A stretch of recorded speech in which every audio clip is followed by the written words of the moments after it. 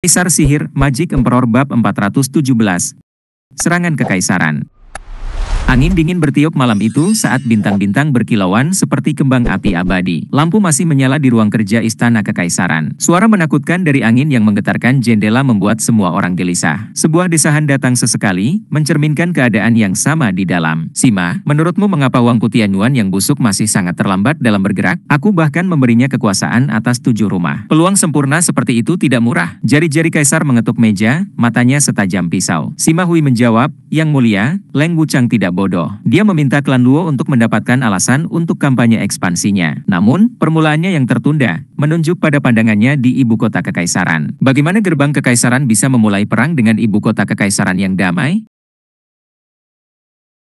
Jika ada, dia akan menunggu semua pasukannya berada di tempatnya untuk menanggapi Zuo Fen dan Yang Mulia pada saat yang sama sebelum memulai. Fang Qiubai menawarkan. Kaisar tersenyum dalam kemarahan, setiap rubah tua yang licik itu hanya berdiri, menonton. Zhuge Changfeng melakukannya, dan begitu juga Leng Wuchang.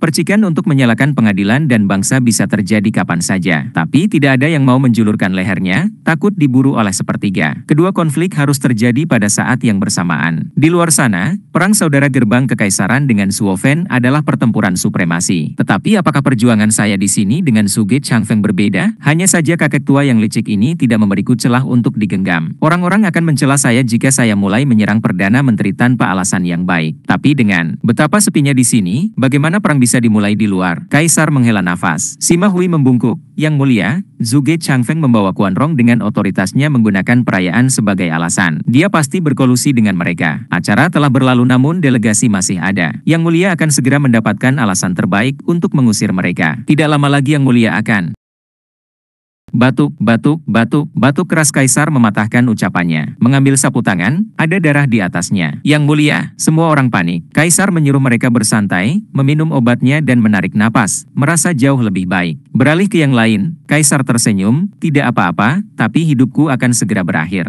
Aku tidak bisa bertahan lama. Seorang kaisar berbeda dari seorang kultivator. Dengan begitu banyak urusan yang menyita waktu saya hanya punya sedikit waktu tersisa untuk pelatihan dan meningkatkan umur saya. Hahaha, bahkan aku tidak bisa melawannya. Ya, Menteri Sima benar. Kami tidak punya waktu untuk kalah. Satu-satunya yang menderita karena menyeret ini lagi adalah aku. Sima Hui membungkuk dan menghela napas dalam. Yang lain menunjukkan rasa hormat tertinggi mereka kepada Kaisar dengan gaya mereka sendiri.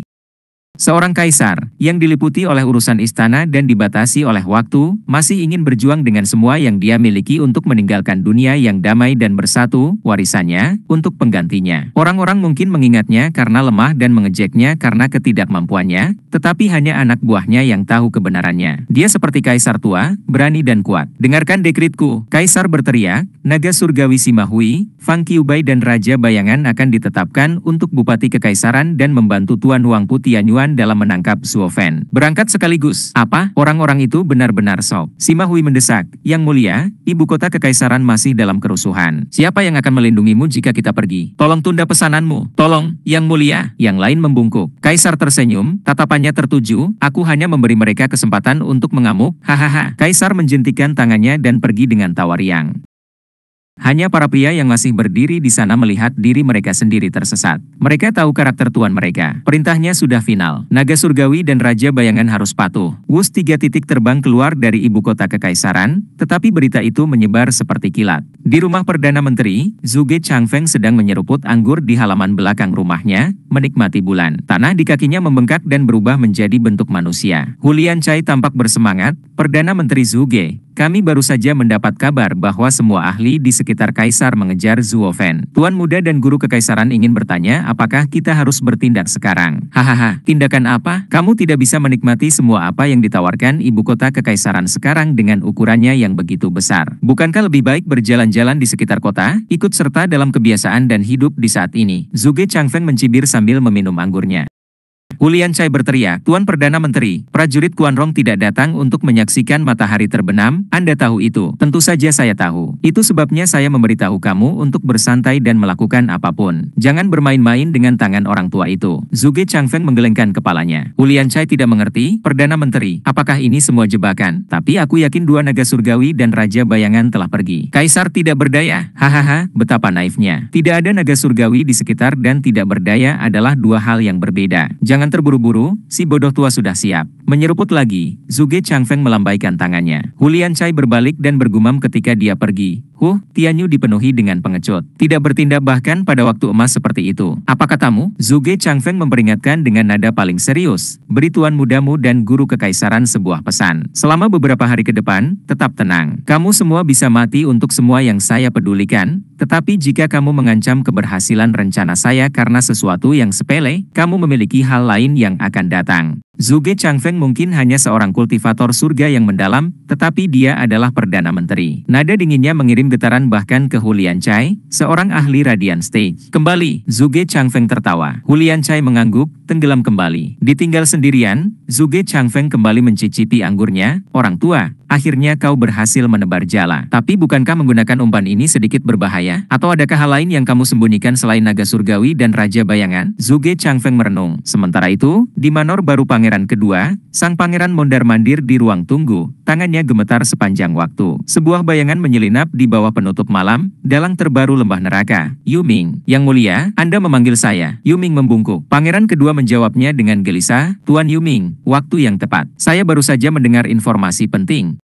Mata pangeran kedua melihat sekeliling, lalu dia berbisik. Dua naga dewa dan raja bayangan ayah kekaisaran mengejar Zuo Fan. Ayah kekaisaran tidak berdaya. Bahkan orang bodoh pun bisa melihat bahwa ini adalah ejekan, dan hanya orang bodoh sepertimu yang akan menyukainya. Kemudian lagi, jika bukan karena kebodohanmu, aku tidak akan pernah bisa mempermainkanmu seperti biola. Yuming menyembunyikan pikirannya dengan baik, hanya menunjukkan senyum tipis. Pangeran kedua, saya tidak mengerti apa yang Anda inginkan dari saya. Untuk Tuan Yuming, Anda harus mengerti situasi sekarang. Pangeran kedua gelisah, mengayun-ayunkan lengannya, tetapi masih belum cukup berani untuk mengucapkan beberapa kata kecil yang tidak terlalu polos itu. Tuan Yuming, Anda tahu bagaimana gadis suci menilai saya tidak layak untuk memerintah. Pangeran kedua terlalu cemas. Mengenai takdir, 3 bagian adalah kehendak surga dan 7 bagian kerja keras. Anda tidak percaya untuk memasuki panggung, Anda juga tidak akan membiarkan Yun Xuanji membaca nasib Huang Puqingtian. Dan bukankah Huang Puqingtian dengan haknya untuk memerintah pada akhirnya terbunuh?